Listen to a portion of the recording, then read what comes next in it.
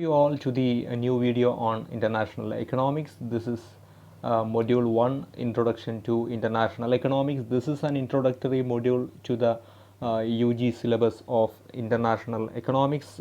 We have, as I said, 5 modules in total, which is distributed under international trade and international finance. Let's begin the topics today from international economics. The first module is introduction to this is our first topic in the paper international economics. This is subject matter of international economics. I hope you all know the meaning of subject matter of international economics.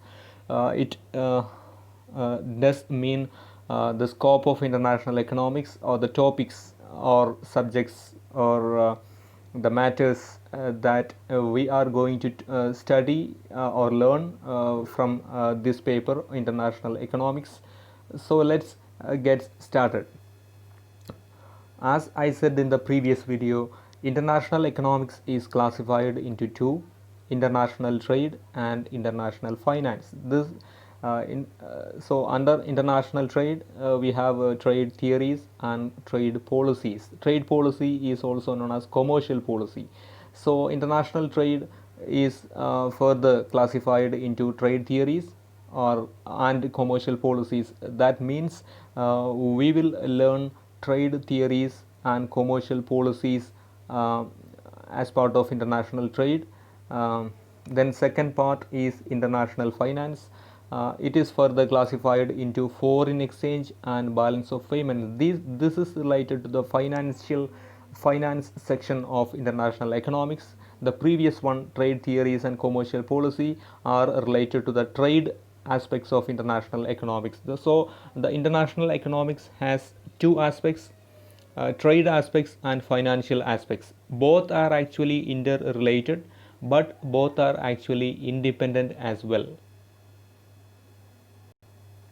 The first one is international trade, or the trade aspects of international economics.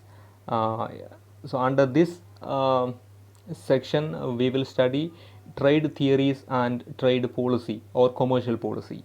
So under trade theories, we have a number of trade theories that may be ancient trade theories, traditional trade theories, and modern trade theories. We don't have much number of theories to learn in the UG curriculum. We have a few number of theories which are relevant to study when we study international economics. We have a couple of important trade theories: classical trade theory and modern trade theory.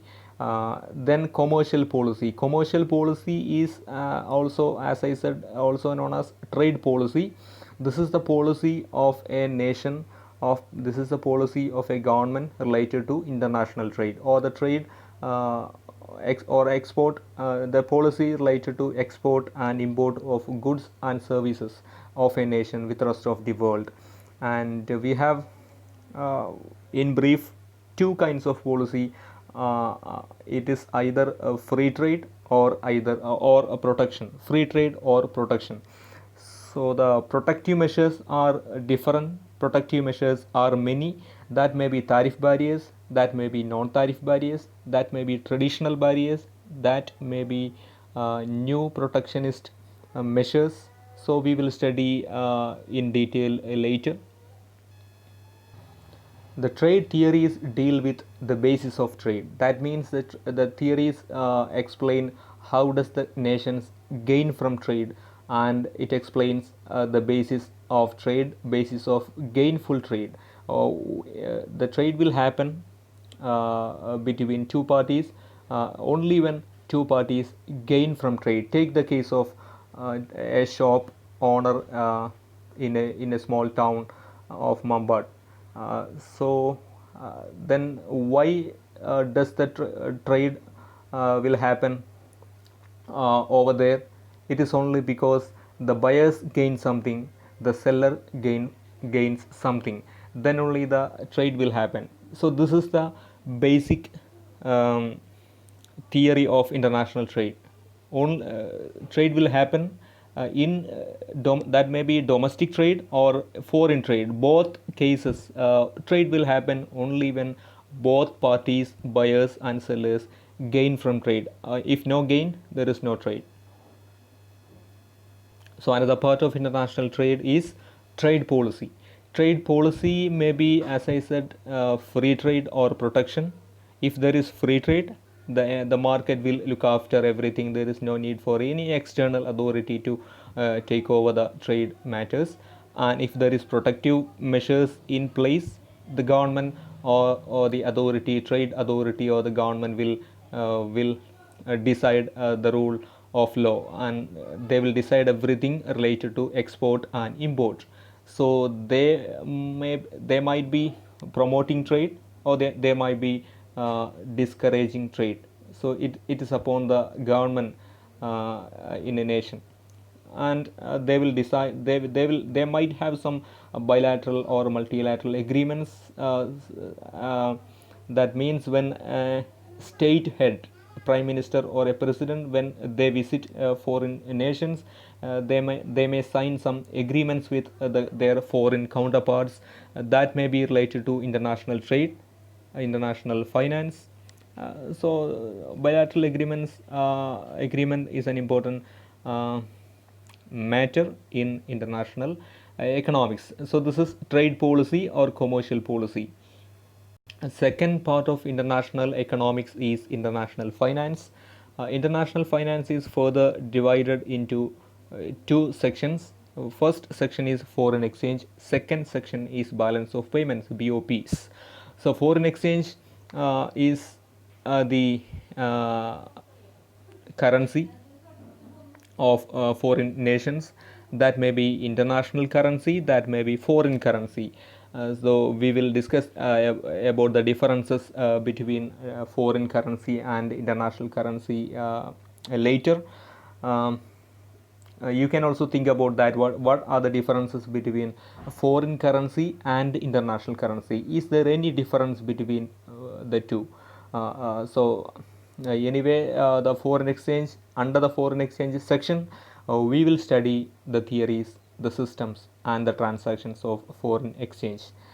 And under the balance of payments section of international economics, we will study couple of theories and BOP equilibrium, BOP disequilibrium, and the things, topics related to that. So under foreign exchange section, under the subsection of foreign exchange in the international finance, we will study the meaning of foreign exchange, the types of transactions of foreign exchange agreements for foreign exchange transactions, different systems of exchange rate in different nations. There may be flexible system, there may be fixed system, there may be managed floating exchange rate system.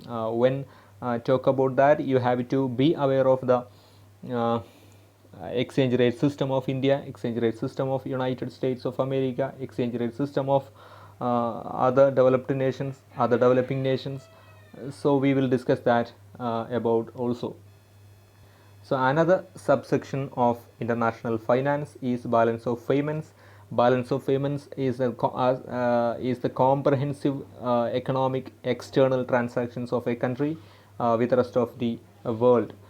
So under this subsection, we will study the deficits of BOP, surplus of BOP, that means disequilibrium of BOP and equilibrium of BOP.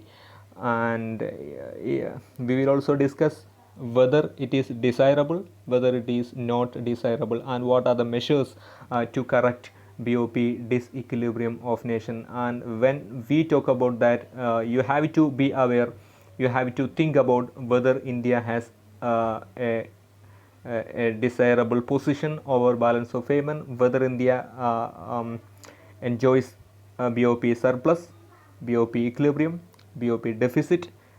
So we will discuss that in detail. So that's about the topics of international economics. We have international trade, international finance. Under international trade, we have trade theories, and we have trade policies. Under international finance, we have foreign exchange and balance of payments. So let's look at the nature of international economics in common.